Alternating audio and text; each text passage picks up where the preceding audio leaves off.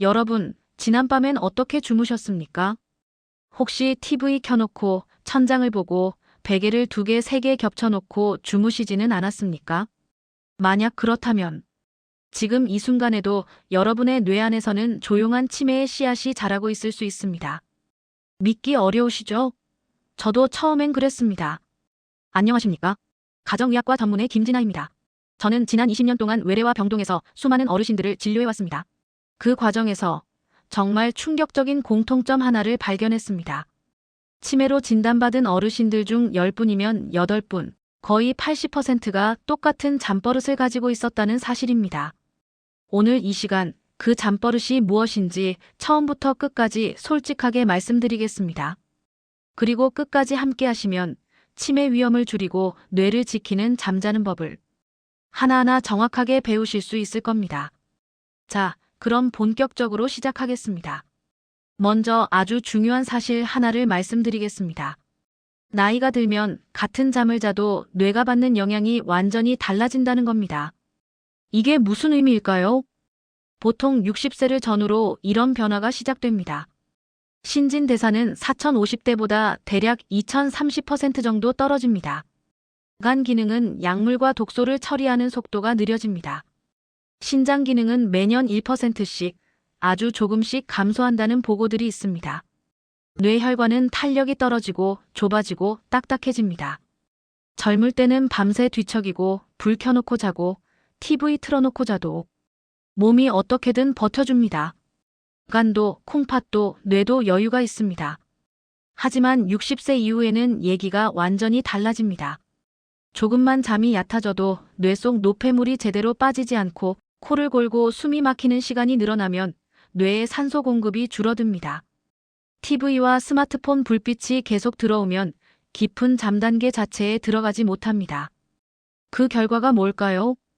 몇 년 뒤 건강검진에서 경도인 지장에 혈관성 치매 의심이라는 이야기를 듣게 되는 겁니다. 실제 제 진료실에서 만났던 분 한 분을 소개해 드리겠습니다. 이름은 편의상 정순자 선생님, 72세 여성분이셨습니다. 평생 공무원으로 근무하시다가 퇴직하신 아주 꼼꼼한 성격의 분이었습니다. 선생님, 저는 술도 안 마시고요. 담배는 평생 해본 적도 없어요. 식단도 나름대로 잘 지킨다고 생각하는데 요즘 자꾸 깜빡깜빡해서 검사해보니 경도인지 장애라고 하더라고요. 제가 습관을 하나씩 여쭤봤습니다. 몇 시에 주무시는지, 밤에 자주 깨는지, 주무실 때 어떤 자세로, 어떤 환경에서 주무시는지 물어봤습니다. 그랬더니 이런 대답이 돌아왔습니다. 저는요, TV 보다가 거실 소파에서 잠들어요. 새벽에 깨면 그때 침대로 가죠. 누우면 숨이 좀 차서 베개를 높게 하고 천장을 보고 자요. 그리고 새벽에 2~3번은 꼭 깨는 것 같아요. 검사 결과 뇌 MRI에서는 이미 작은 뇌경색 흔적이 여러 군데 보였습니다. 본인은 그냥 나이 들어서 그런가 보다 하고 넘기셨지만 저는 속으로 이렇게 생각했습니다. 아, 이건 단순한 노화가 아니라 수십 년 동안 누적된 수면 습관의 결과구나. 여기서 많은 분들이 착각하십니다. 잠 좀 설쳤다고 TV 켜놓고 잤다고 그게 뭐 그렇게 큰일이야. 하지만 이런 별거 아닌 습관이 5년, 10년, 20년 쌓이면 뇌 입장에서는 어마어마한 차이가 됩니다. 이제 조금 의학적인 이야기를 드리겠습니다. 우리 뇌에는 글림프계라고 불리는 특별한 청소 시스템이 있습니다. 처음 들어보시는 분들이 많으실 겁니다. 글림프계는 쉽게 말해서 뇌의 하수도 배수관입니다. 뇌 속에 쌓인 노폐물, 특히 치매를 일으키는 단백질 찌꺼기를 밤에 씻어내는 청소 시스템입니다.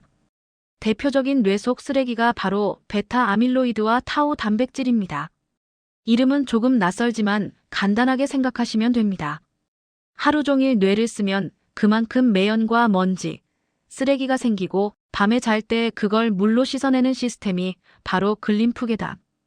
이렇게 이해하시면 됩니다. 이 청소는 깊은 잠일수록 잘 됩니다. 깊은 잠, 즉 N3 수면 단계에서는 뇌세포가 살짝 수축하고 그 사이로 뇌척수액이라는 물이 흘러들어가 베타 아밀로이드 같은 찌꺼기를 쓸어 담습니다. 마치 청소기가 먼지를 빨아들이듯 뇌 속 쓰레기를 씻어내는 겁니다. 연구들에 따르면 깊은 잠이 충분할수록 베타 아밀로이드 제거 효율이 크게 올라가는 것으로 알려져 있습니다. 이게 무슨 의미일까요? 낮에는 치매의 씨앗이 쌓이고 밤에 잘 때 그걸 씻어낼 기회가 주어진다는 뜻입니다. 그런데 잠버릇이 나쁘면 이 청소 시스템이 제대로 작동하지 않습니다. 하루 이틀은 티가 안 납니다. 하지만 5년, 10년, 20년이 지나면 어떤 차이가 생길까요? 어떤 분은 맑은 정신으로 80, 90까지 사시고 어떤 분은 70이 안 돼 치매 진단을 받습니다. 그 차이가 오늘 밤 어떻게 자느냐에서 시작될 수 있는 겁니다. 이제 제가 20년 진료하면서 정말 많이 본 최악의 잠버릇 4가지를 말씀드리겠습니다. 이 4가지 중 2개 이상 해당되신다면 오늘 영상이 끝난 뒤 반드시 고치는 계획을 세우셔야 합니다. 첫 번째 최악의 잠버릇은 TV를 켜놓고 자거나 스마트폰을 들고 누워서 보다가 그대로 잠드는 습관입니다. 드라마 보다가 스르륵 잠들어요. 유튜브 보다가 졸리면 그냥 그 상태로 잡니다. 많은 분들이 이렇게 말씀하십니다. 겉으로 보기에는 참 일상적인 습관입니다. 하지만 뇌 입장에서는 얘기가 다릅니다. TV와 스마트폰에서 나오는 빛, 특히 블루라이트는 우리 몸의 수면 호르몬, 멜라토닌 분비를 방해합니다. 어두워지면 멜라토닌이 나와야 깊은 잠으로 내려가게 되는데 눈으로 계속 빛을 받으면 뇌는 아직 낮은가 보다라고 착각합니다. 결국 깊은 잠으로 못 내려가고 얕은 잠과 꿈꾸는 잠만 왔다 갔다 하게 됩니다. 여기서 더 큰 문제가 있습니다. 깊은 잠이 부족하면 아까 말씀드린 글림프계가 제대로 작동하지 않습니다.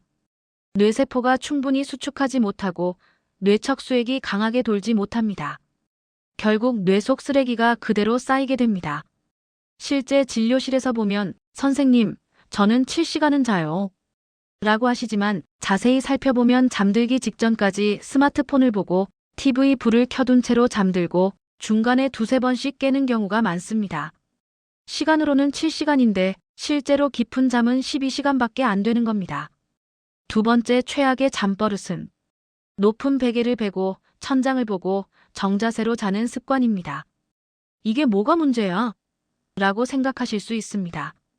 하지만 높은 베개와 정자세는 수면 무호흡을 악화시키는 대표적인 조합입니다. 베개가 너무 높으면 목이 뒤로 꺾이거나 기도가 부분적으로 눌리게 됩니다. 그 상태에서 등을 대고 바로 누우면 혀와 연구개가 뒤로 떨어지면서 공기 통로가 좁아집니다. 그 결과 콧꼬리와 수면 무호흡이 훨씬 심해집니다. 수면 무호흡이 반복되면 어떻게 될까요? 뇌에 가는 산소 공급이 끊겼다. 다시 이어지기를 밤새 반복합니다. 혈압이 출렁이고 심장과 뇌혈관에 큰 부담이 됩니다. 장기적으로는 뇌 위축, 작은 뇌경색, 혈관성 치매와도 연결될 수 있습니다. 나는 그냥 편하게 바로 누워 잤을 뿐인데 뇌 입장에서는 밤새 숨이 막히는 고문을 당하고 있었던 셈입니다. 실제로 제가 봤던 치매경도인 지장의 환자분들 중 평생 정자세 높은 베개를 고집하신 분들이 정말 많았습니다. 세 번째 잠버릇은 거실 소파에서 먼저 잠들고 새벽에 깨서 침대로 이동하는 패턴입니다. 정순자 선생님이 딱 이 패턴이었습니다. 소파나 의자는 목과 허리를 제대로 받쳐주지 못합니다. 자는 동안 계속 뒤척이게 되고 깊은 잠 단계에 머무는 시간이 줄어듭니다. 게다가 TV나 조명이 켜진 상태에서 무의식적으로 12시간씩 지저분한 얕은 잠을 자게 됩니다. 새벽에 깨서 침대로 옮길 때는 다시 잠이 들기까지 시간이 오래 걸리고 수면 주기가 계속 끊어집니다. 결국 이런 패턴이 반복되면 8시간을 잔다고 해도 실제 유효한 수면은 45시간 수준밖에 되지 않습니다. 네 번째 잠버릇은 술과 야식에 기대서 잠드는 습관입니다. 소주 한두 잔 마시면 금방 잠들어서 좋아요. 배가 고프면 잠이 안 와서 라면이나 빵 조금 먹고 자요. 처음에는 술과 야식이 잠이 빨리 오게 해주는 것처럼 느껴질 수 있습니다. 하지만 의학적으로 보면 완전히 반대입니다. 술은 잠드는 시간을 줄여주는 대신 깊은 잠을 줄이고 자주 깨게 만듭니다. 수면 구조를 망가뜨리는 대표적인 요인입니다. 야식은 위와 장이 밤새 쉬지 못하게 만들고 속이 더부룩해 얕은 잠, 악몽, 중간 각성을 늘립니다. 정말 드시고 싶다면 이렇게 하세요. 카페인과 음주는 저녁 초반까지만, 잠들기 3시간 이내에는 가벼운 식사로 끝내고 가능하면 따뜻한 물이나 차 정도로 입만 달래는 수준에서 멈추는 것이 좋습니다. 이렇게 망가진 수면이 매일 반복되면 몇 년 뒤 검진에서 인지 저하와 기억력 저하가 나타나는 것은 이상한 일이 아닙니다. 여기까지 들으셨다면 조금 무섭고 불안하실 수도 있습니다. TV 켜놓고 자고 정자세로 높은 베개 베고 소파에서 잠들고 밤마다 한두 잔 마시는데 그럼 이제 어떻게 해야 하죠? 여기서 중요한 말씀을 드리겠습니다. 피해야 할 것이 있다면 그만큼 꼭 실천해야 할 것도 있습니다. 지금까지는 뇌를 힘들게 만드는 잠버릇 4가지를 말씀드렸다면 이제부터는 뇌를 지키고 치매를 예방하는 좋은 잠버릇 4가지를 하나씩 알려드리겠습니다. 첫 번째 좋은 습관은 왼쪽으로 옆으로 눕는 기본 자세를 만드는 것입니다. 왜 하필 왼쪽일까요? 우리 몸의 위장은 왼쪽에, 간은 오른쪽에 있습니다. 왼쪽으로 누우면 위가 중력 방향으로 자연스럽게 기울어져 소화에 유리합니다. 심장과 폐에도 부담이 덜 갑니다.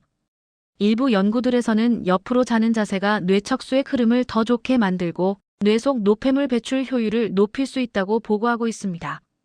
정리하면 왼쪽 옆으로 눕는 자세는 숨쉬기 편하고 위장이 편하고 뇌 청소에도 도움이 될 가능성이 높은 자세입니다.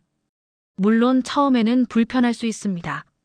평생 정자세로 주무셨다면 더더욱 그렇습니다. 하지만 몸이 불편하다는 건 나쁜 습관이 떨어져 나가고 있다는 신호일 수도 있습니다. 이럴 때는 바디필로우, 긴 베개를 활용해 보시기 바랍니다. 긴 베개를 껴안고 다리 사이에 작은 베개를 끼우고 베개 높이를 조절해 귀와 어깨가 일직선이 되도록 맞추면 목과 허리의 부담이 훨씬 줄어듭니다.